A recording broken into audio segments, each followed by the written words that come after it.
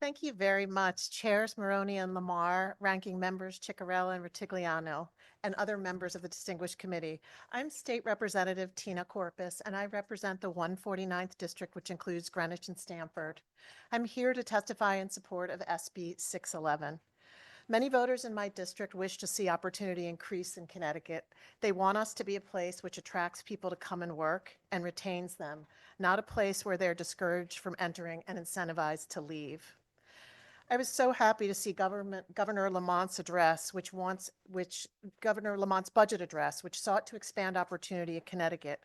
His budget, as stated earlier in this hearing, included reducing licensing fees for certain in-demand professionals. The proposal would relieve 180,000 licensees of approximately $20 million in fees.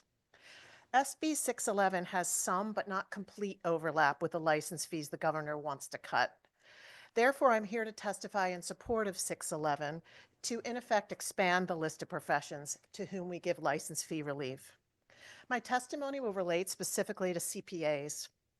The genesis of my testimony is the inquiry of two of my constituents.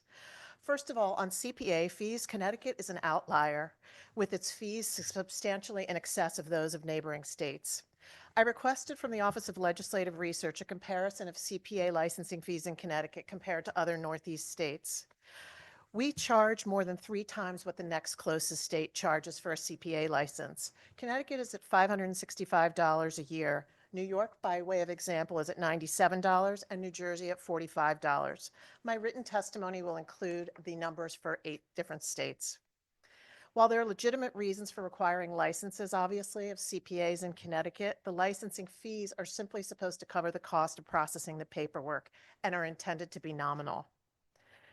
The licensing fees that we have discourage CPAs to practice in Connecticut. My two constituents are affected in different ways. One runs a 6-employee CPA firm based in Stamford, where she pays these fees on behalf of each one of her CPAs on the staff. This adds up. As a sole proprietor, she simply pays her people less to make up for the fee. The other constituent is a retired CPA in Greenwich, who after a successful career now consults as an expert witness and does taxes to supplement his income. He says that the high fee is a deterrent to him and to others in his profession to continue working at all and to retire in Connecticut. The revenue impact, according to the OLR of the CPA fees alone, will be approximately $2.7 million. But rather than justify the decrease, I think the burden of proof should be on the state to show why it needs $565 to collect and process one fee, more than 12 times what it costs New Jersey to do the same thing. I'm sure there was a well-intentioned reason when these fees were put into place, and this is not about blame or finger pointing.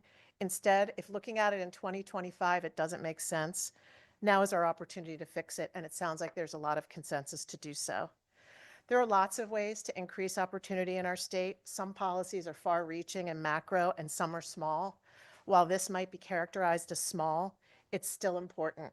It'll give immediate relief, it'll force our state government to be more efficient, and it will send a message to productive professionals in each of these categories that Connecticut is open for business, and we are, in fact, a state of opportunity.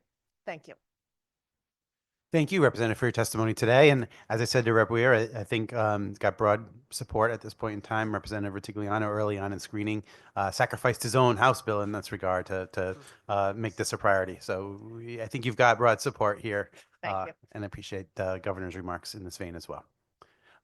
Senator Kissel. Thank you very much, Chairman Lamar. Representative Courpas, it's great to see you. At first, I'm just going to give you a little shout out. We both serve as ranking members on the Select Committee on Special Education, and I just want to commend the job that you've done there thus far. It's a real pleasure working with you, and if anybody told me that you're a freshman, I would just be overwhelmed because you just are doing fabulous. And also, I think your testimony is spot on, right? Certified public accountants, 565. 565 is an odd number, right? It's not an even number. And you know, it's incredible because attorneys are charged 565 as well for their occupational tax. So I'm going to take a lead from you, and I'm going to do some research on what surrounding states are doing with attorneys' occupational taxes. And if it's anything like the CPAs, then I'm going to have more ammo for my argument that what's good for the goose is good for the gander. But I appreciate the strong full court press of the House Republicans on this issue for the last few years. And if we were able to get the last bill out of the Senate and for whatever reason it didn't get through the House, I agree with Chairman Lamar that with the governor's backing, this bill, at least as it's presented, might have a full head of steam this year, and hope springs eternal. So thank you so much. And again, thank you for testifying this afternoon as well. Thank you, Mr. Chair.